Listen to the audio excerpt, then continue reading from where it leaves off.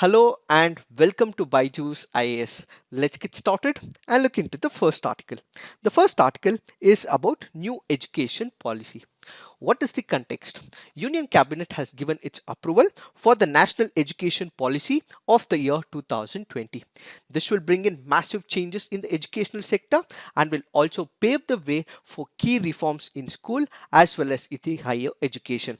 In this particular backdrop, the Ministry of Human Resource Development will be given a new name called as Ministry of Education, so that special emphasis is given to education and massive transformation of the educational sector. Now let's look into the background. Previously, we have had two national policies on education. One was in the year 1968, the other was in the year 1986. And after 34 years, what we today now have is the National Education Policy of the year 2020. The first national policy on education was drafted in the year 1968, and this was on the recommendation of Kothari Commission. Thus, the national policy of 1968 wanted to bring total reformation of the educational sector. It aimed at extending prospects of education to all the quarters of India, all the underprivileged sectors, and also wanted to accomplish harmony and integration in India. Followed by this, we have the national policy on education. What was the objective of this national policy? Basically, it wanted to pave the way for education to all sections of the society, with special emphasis on the scheduled caste, on the scheduled tribes, and other backward classes who were deprived of education previously. So both these policies wanted to reform education, provide education to the unprivileged sections of the society, so that education could reach every single person and he transformed his life. And after 34 years, we have a new policy initiated by the Modi government, and that is called as the National Education Policy of the year 2020. The draft was given by one of the educational committees, which was headed by ISRO Chief Kasturi Rangan. Now let us try and understand what is this new education policy. The new education policy has some of the salient features, and one of the important feature is replacement of a particular structure. When you look at the structure of 1986 and prior to that, what we have is 10 years of schooling. So a person will start studying from first standard to 10th standard, and after that he has to go through 2 years of pre-university education. So what we have is from the age group of 6 until 16, he'll be studying from first standard to the 10th standard, and after that he'll be doing his plus 1 and plus 2, that is 11th and 12th standard, before to entering the pre-university. So this structure, which was present from 1986 and prior to that, will now be replaced with a new architecture, which is called as 5 plus 3 plus 3 plus 4. Let's try and understand what is this new architecture created for transforming the educational sector. In this new sector, there are about 4 stages that it breaks into.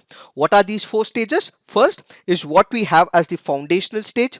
Then we have what is called as the preparatory stage. Then we have the middle stage. And finally, what we have is the secondary stage. Let's try and understand every stage so that we would understand what is the new initiative taken by the government of India with respect to the National Education Policy of 2020. First up, let us understand what is this foundational stage. The foundation stage is basically divided into two compartments once again, and that is for about 3 years initially, and after that it is again divided into 2 years. So this will cumulatively become 3 plus 2, about 5 years, which is the first part of the education system. So what will happen is you have the preschool people. So who are these preschool people? Those who are belonging to the age group of 3 to 6 belong to what is called as preschool.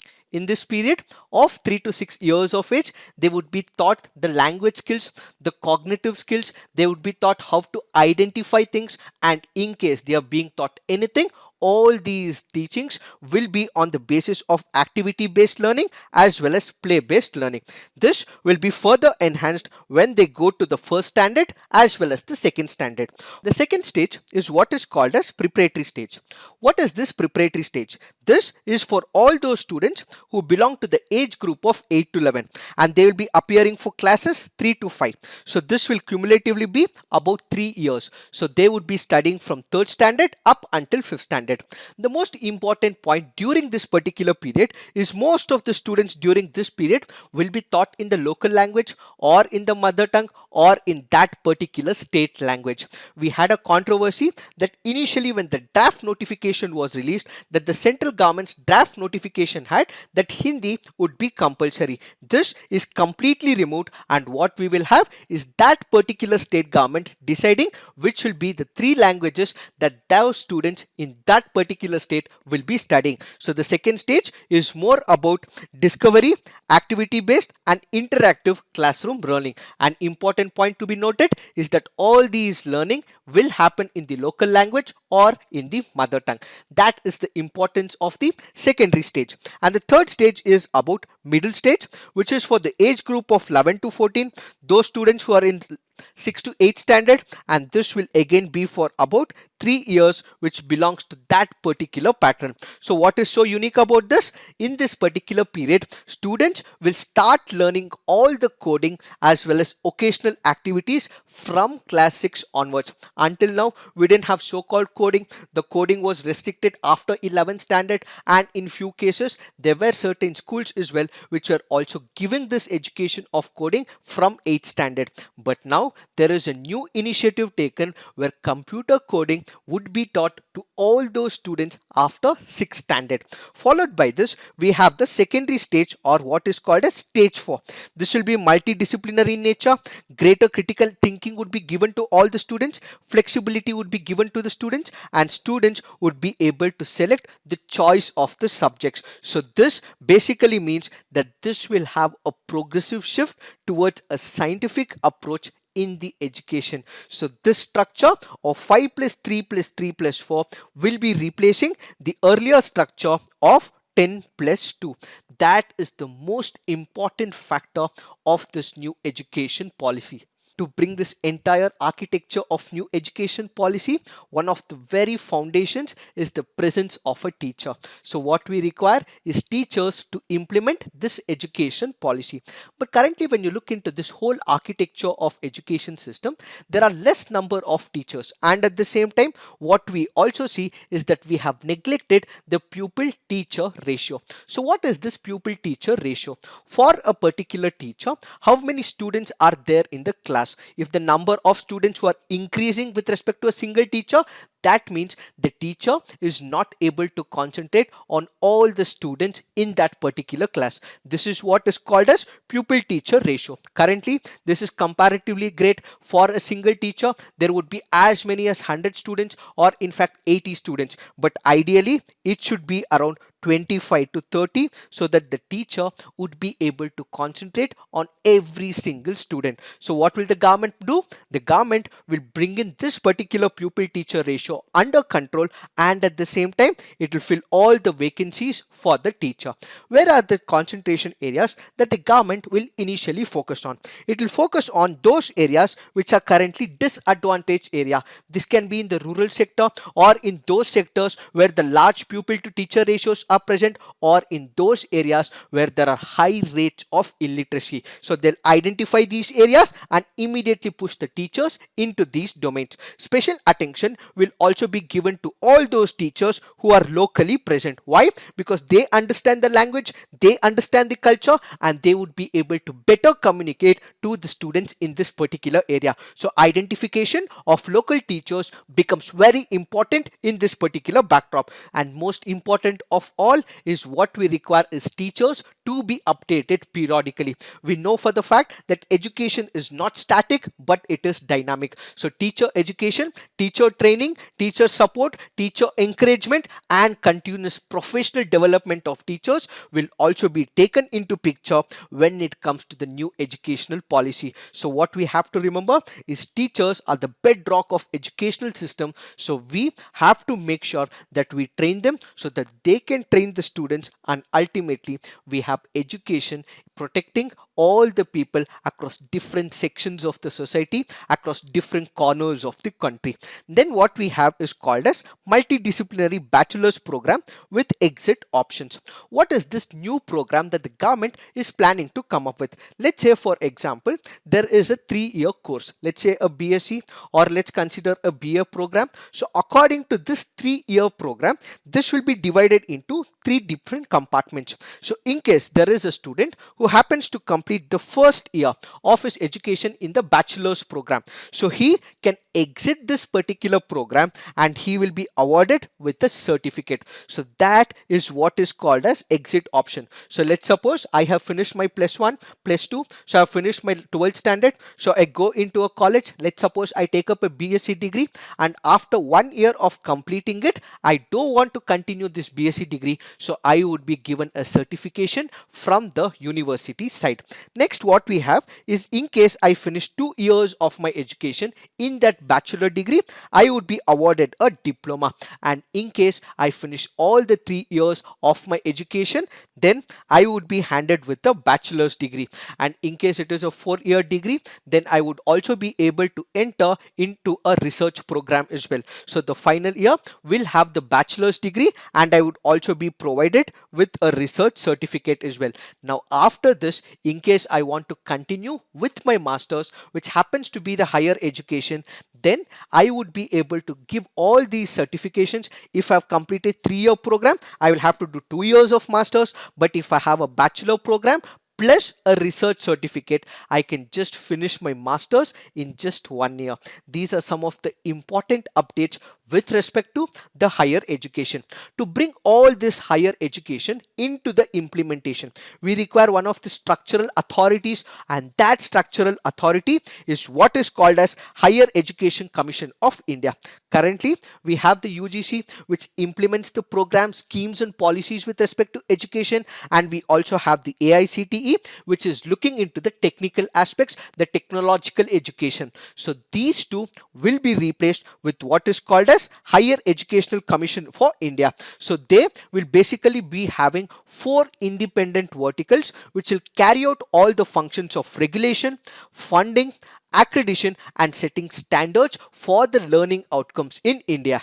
The government also wants to bring other important changes as well, like phasing out all institutions offering single streams. What do we mean by it? Let us take a simple example. We have the IITs. So what are the IITs into? They are basically into technical education. So these IITs, or the Indian Institute of Technology, by the year 2040, or any of the similar technical organizations by the year 2040, will also have to accommodate arts as well as related subjects of commerce as well. So what is focusing currently on a single type of education? It can be arts or it can be commerce. Eventually by the year 2040 will have to concentrate on other sets of educational paradigms, is another important issue when it comes to the new education policy. The government, with this new education policy, intends to adapt the National Education Technology Forum. What is this National Education Technology Forum? We are living in a COVID-19 era. Given the disruption caused by the COVID-19 pandemic, we had to move to the online classes. So the policy has proposed to set up this particular forum where there would be free exchange of ideas by the use of technology. How? We will have massive number of people coming in, they will give their ideas and the same ideas will be implemented so that there is learning, assessment, planning and administration both for the school as well as the higher education. So this is a platform to enhance the digital learning. The new education policy also states that the world's 100 university will be facilitated to operate in the country through a new law which will be implemented by the government of India. So the top 100 universities who are currently functioning world over would be given a chance to operate in India. But this move is not without criticism. So what are the criticisms? If these foreign universities are allowed to operate in India, they would raise the cost of education through higher tuition fees, which means number of students in India would not be able to afford the tuition fees in case these foreign university does establish in India. And at the same time, we have number of educational universities like IITs, like IIMs, who have number of intellectually good educators. So what will happen is that whenever this 100 universities does establish the university, they'll start poaching these intellectual brains, and these will not be accessible to the poorest sections, are some of the criticisms. What is the significance of this initiative? How will this transform the entire education system in India? The cabinet has approved a plan to increase the public spending to about 6% of the GDP. After 1968, the Kothari Commission in fact had proposed that 6% commission is mandatory for education. So after 1968, now in the year 2020, we will be doing and getting this into implementation. This is a huge number, and what we will have is 6% of GDP which will be used for the education purposes. And at the same time, the government is also planning to cap the fees from the educational institutions. What we see of late is that the private education systems is such a way that the poor are not able to afford, and the poor are not able to go to these private institutions. Why? Because they have a huge and humongous prices for this particular private institutions. So the government will also bring a cap to the private institutions as well. And for the schools, it is about making education meaningful and less stressful as well. So for all those students who are attending their schools from 6th standard up until 8th standard, they will have few days called as the bagless period. So what is this bagless period? During this period, they will have occasional experts visiting their schools. So they learn carpentry skills, they learn gardening skills, pottery skills, as well as artistic skills as well. So this will also bring imagination to the students. There will be no rigid separation between that of arts and sciences, between curricular and extracurricular activities, and it will also provide occasional and other important streams into the education. There is something called as gender inclusion fund. What is this gender inclusion fund? Previously and even in present scenario, in certain parts of India, women are not allowed to go out and educate themselves. So what the government intends to do has brought about gender inclusion fund as an equity measure, where the nation's capacity will also include to bring quality education for all the girls as well as the transgender students. What are the challenges for the implementation of scheme? As education is in the concurrent subject, most of the state will also have their own school boards as well. So the state governments would also have to be brought on board for actual implementation of this decision. Therefore, the National Education Policy of 2020 aims to make India a global knowledge superpower. The new education policy serves as a comprehensive framework to guide the development of education in the country. It is this that we have to understand with respect to this article. Now let's look into the next article. This article here is speaking about Unlock 3.0. The Ministry of Home Affairs has issued certain new guidelines for Unlock 3.0. What is this Unlock 3.0? What are some of the activities which were restricted in the earlier lockdowns will now be opened up so that they would be able to restart their economic activity. What we will focus in the present article is what are the new regulations where it has allowed certain sections to work out, and it has also stopped or prohibited certain sections to restart the economic activity. First up, let us focus on what are those segments which are allowed to operate. Movement of individuals during night hours would be able to operate. Currently, we have certain restrictions imposed by the government. These restrictions will be immediately lifted, and individuals would be able to travel or move out at the night hours. International air travel in a limited manner under the Vande Bharat mission. So it is not complete opening of the airports, but only if it is mandated by the government, and especially with respect to Vande Bharat mission, it will be able to fly. For the Independence Day, functions with social distancing and other health protocols will be allowed. Gyms and yoga centers will be allowed to operate from 5th of August. What are those segments which will not be able to operate? Metro services will not operate. Schools and colleges will not operate. Cinema halls, theaters, swimming pools, entertainment parks, bars, auditoriums, and similar places, they would not be able to restart and kickstart their economic activities, and social, political, sports, entertainment, academic, cultural, religious functions, and other large congregations are again restricted or prohibited from conducting these activities. And at the same time, the lockdown to be implemented strictly in all those containment zones. Let's suppose there are number of areas where COVID-19 cases are increasing. The state government would be able to take the precautionary measure, would be able to block that particular area into containment zone, and this particular authority has been given to the state governments. And at the same time, in case there are any such areas, the district collector and the state government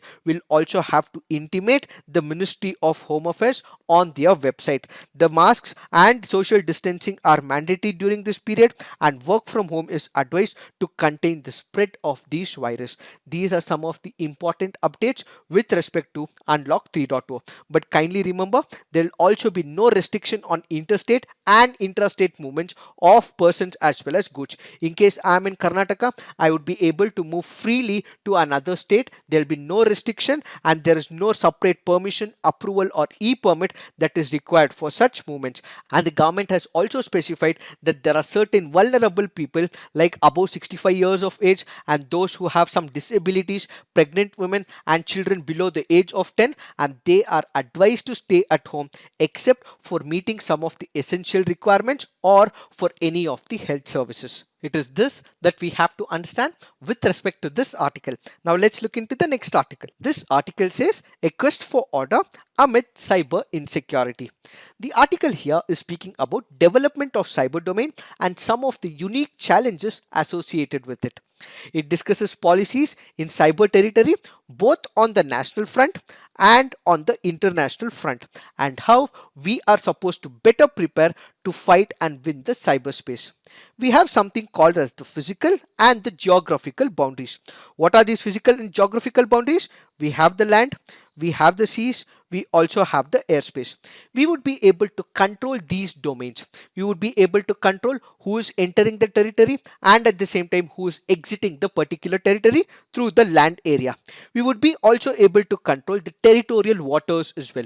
And at the same time, we would also have a control over the airspace. The same is not going to happen with respect to the cyber challenges. That is what is the major problem. This lack of boundaries within the cyber domain prohibits us from defining it, from containing it, and at the same time coming up with a clear operating picture when it comes to the cyber domain. One of such unique challenges because of no boundaries in the cyber forum is hacking or cyber attacks in the cyberspace. Let's look at some of the key statistics as given under this article. There are number of actors and non-state actors who continue this cyber attack. Who are the non-state actors? Let's suppose I as a person, I am a hacker. I am not given any powers by the state. If I am doing something where I'm hacking a particular system or I'm hacking a particular organization, asking them for money or for a ransom, I become a non-state actor. A non-state actor is one who is not sponsored by the government of that particular country. Then you have the role of the states as well. Who are the state actors? In case there are hackers who are hired by that particular country and they are asked to operate, decimate certain things, they are called as the state actors. So hacking or cyber attacks are initiated both by the non-state actors as well as by the state actors. Let's take some of the examples as given under this article. In 1 week in April 2020, reportedly there were about 18 million daily malware and phishing emails related to COVID-19 monitored by a single email provider, in addition to more than 240 million COVID-19 related daily spam messages. So this period of COVID-19 is able to extract maximum benefits for the hacker.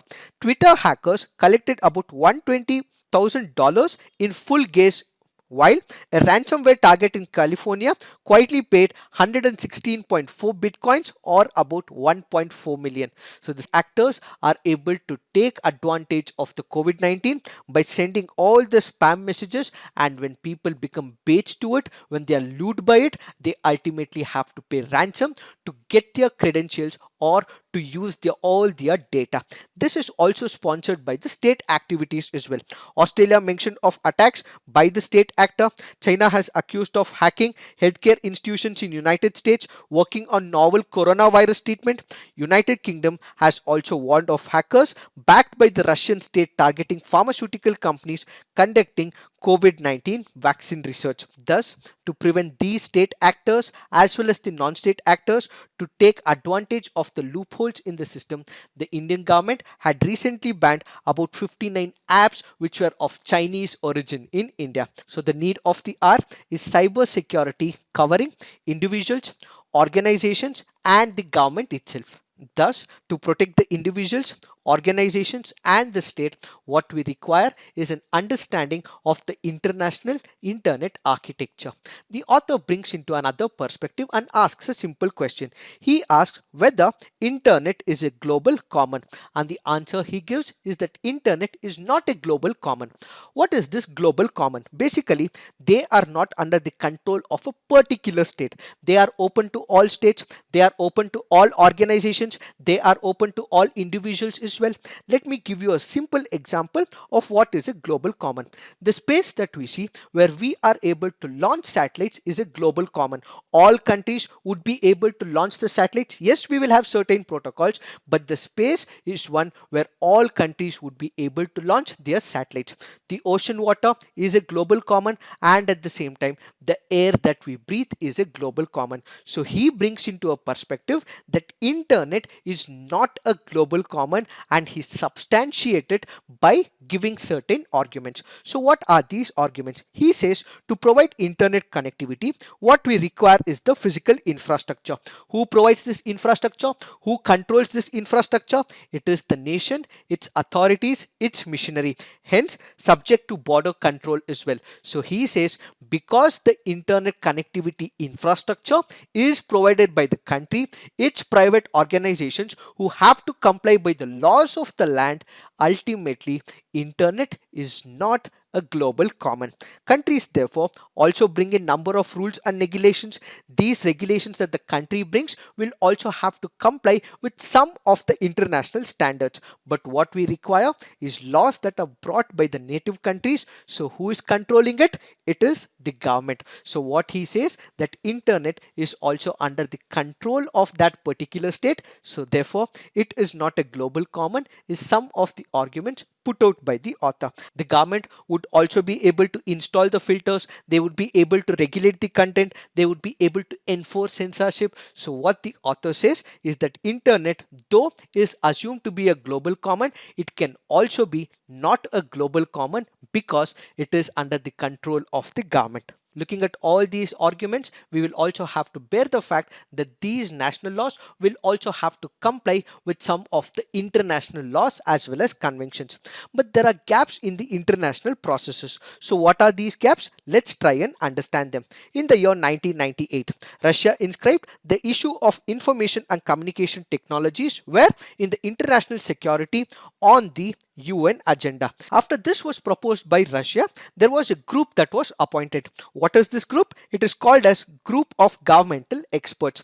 They have focused on number of topics when it comes to the cyber security. What are the existing and emerging threats? How international law applies in the use of information and communication technology? What are the norms, rules and principles for the responsible behavior of the states?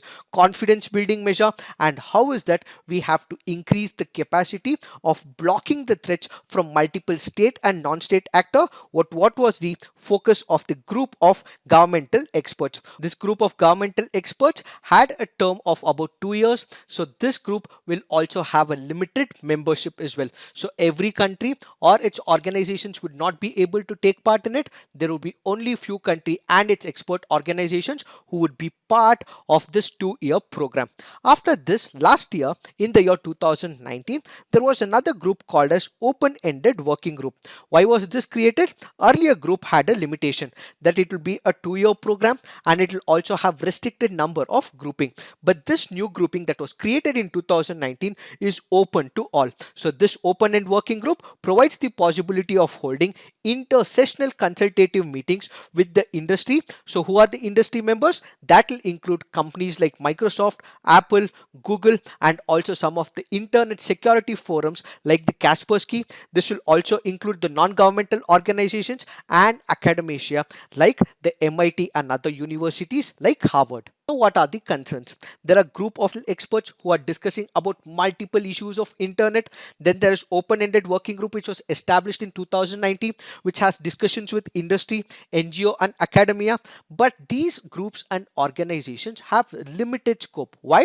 Because their discussions are narrowly focused. When it comes to internet governance, development, espionage and digital privacy, there is no discussion happening in all these groupings. There is meeting about terrorism. They also accept that crime should also have been spoken, but what are they doing to stop the terrorist activities and crime through the use of internet? There is no discussion, and even if there are discussions, there are very limited discussions. The United Nations has also spoken about acceptance of international law and United Charter when it comes to the internet governance. But what aspects of international law, in what circumstances will you be applying with respect to the internet is another important question.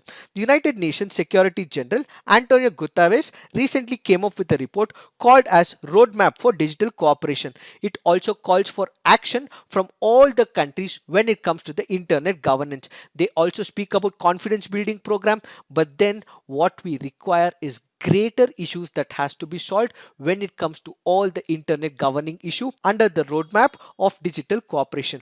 In this particular backdrop, with all these concerns surfacing, what are the steps that the government has taken and what should be the steps that we have to take in the near future is what is this article all about. India has already established Indian Computer Emergency Response Team, which is currently working under the Ministry of Electronics and Information Technology. What do? They collect all the information, the cyber security threats, and the same is given to all the departments of the government of India. It is transferred to important critical infrastructure programs, and they also transfer the same to the state governments as well. It is also providing information to the corporate bodies and to the individuals so that they can keep up their systems and their network clean of any cyber security. We also have the Indian representatives who were also part of the group of governmental experts as well as open-ended working group. Followed by this, we had our members who were part of the Shanghai Cooperation Organization, where they have also voiced their opinion for a code of conduct with respect to all other important countries. India has also joined the Christchurch Call as well. What is this Christchurch Call? It brings together all the countries and companies, the NGOs, in an effort to stop the use of social media for promoting terrorism and violent extremism. So these are some of the steps that the government has already introduced. So what is the way forward? What should the government do in the near future? There should be better arrangements and more intense partnership. This can be further bifurcated into the domestic nature as well as the global nature. Domestically, we need the clarity about adoption of the data protection legislation. So what is this legislation all about? How is it preventing data from going outside the country?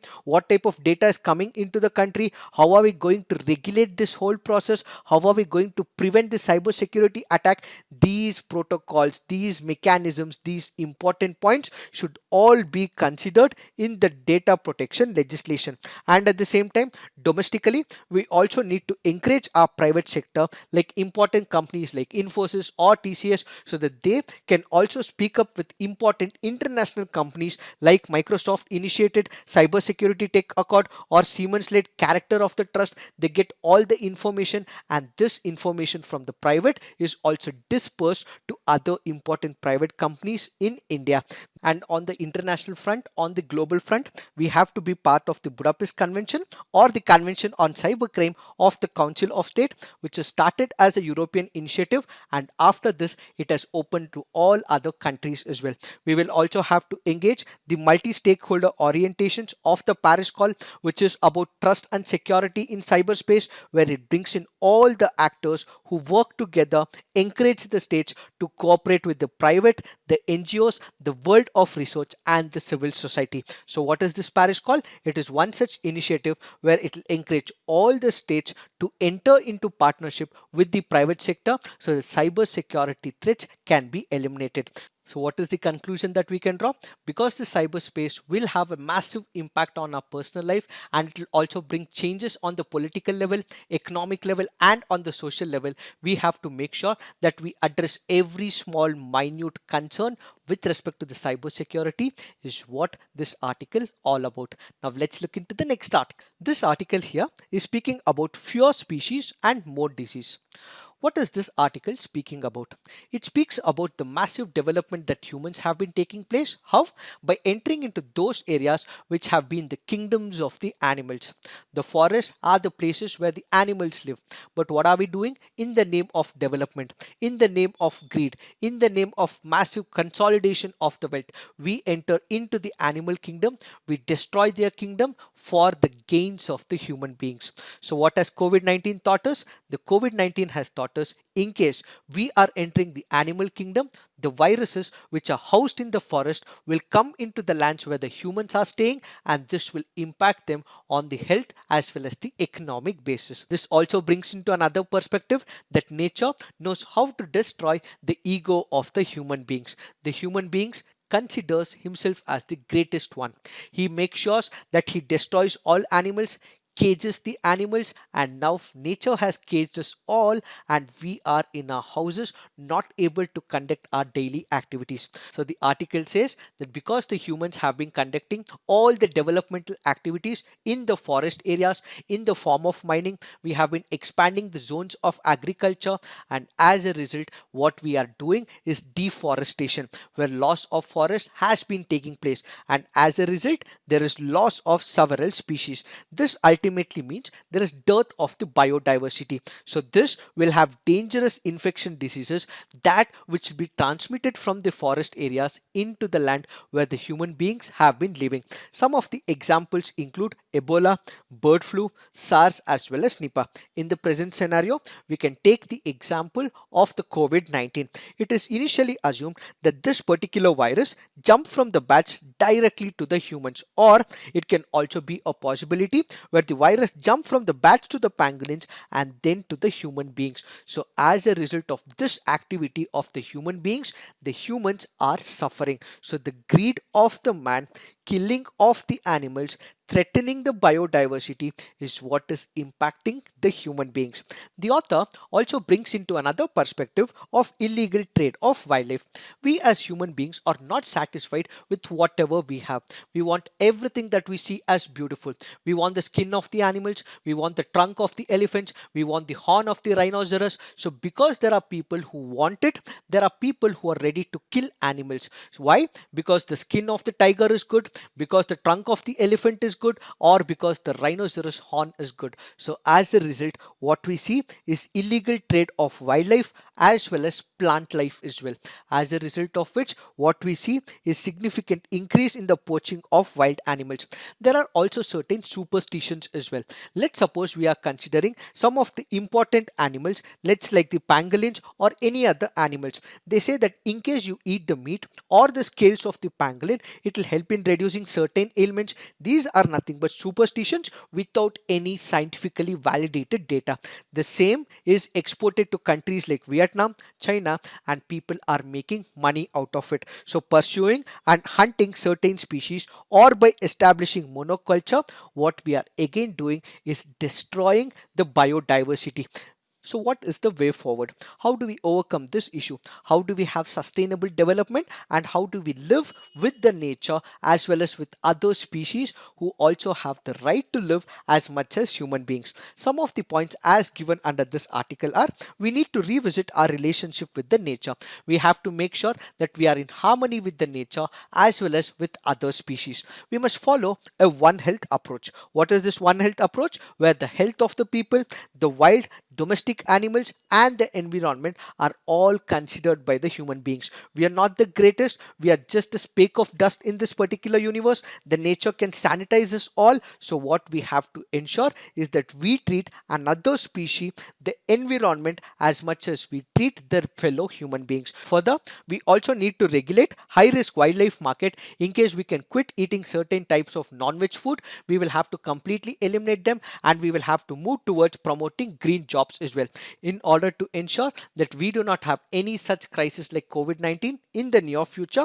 India should also strictly enforce the Wildlife Protection Act of 1972. We also have to make sure that the Biological Diversity Act of 2002, strategies and action plans including national biodiversity targets and national biodiversity mission are all implemented as per the policy guidelines. In the near future, in case we are able to keep sense with the nature will also take care of us. We have to respect the biodiversity, and what we have to prevent is these viruses which are already in forest from entering the land and harming the human beings. It is this that we have to understand with respect to this article. Now let's look into the next article. This article says protesting is a fundamental right. There are a number of people who are protesting against the government. It can be in United States of America with respect to the Black Rights Matter. It can be with respect to Hong Kong in China, where they are asking for the democratic rights. With respect to all these strikes and demonstrations, in case it is peaceful, the United Nations has gone on to say that it becomes a fundamental human right in case these demonstrations are peaceful.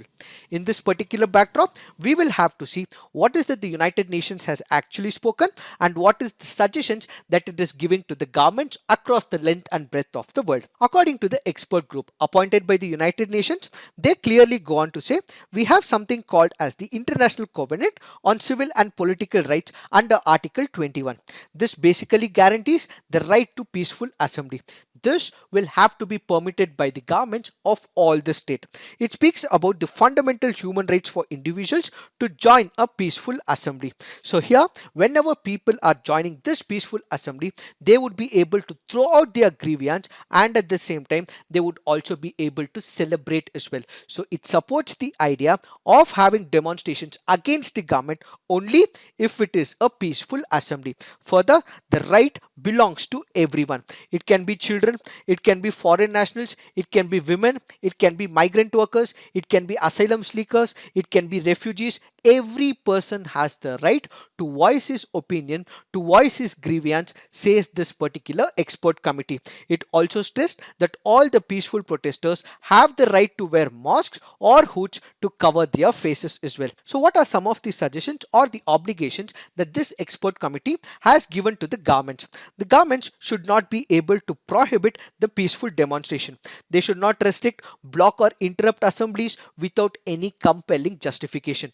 Only when there is violence that is infused in this particular demonstration, they would be able to lay claim and restrict the movement. If it is peaceful, they should not restrict it, or they should not block it or prohibit it. It also has to facilitate peaceful assemblies and also protected all those participants from possible abuse by other members. The governments should also not collect the personal data. They should not harass the people or intimidate the participants. The committee also said that it gives special emphasis to all the journalists and human rights observers, as they have the right to monitor, document about this assembly, including those of the violent and unlawful which has been perpetuated by the state against the set of people. So these are some of the recommendations, and these are some of the important guidelines to the government of those particular states.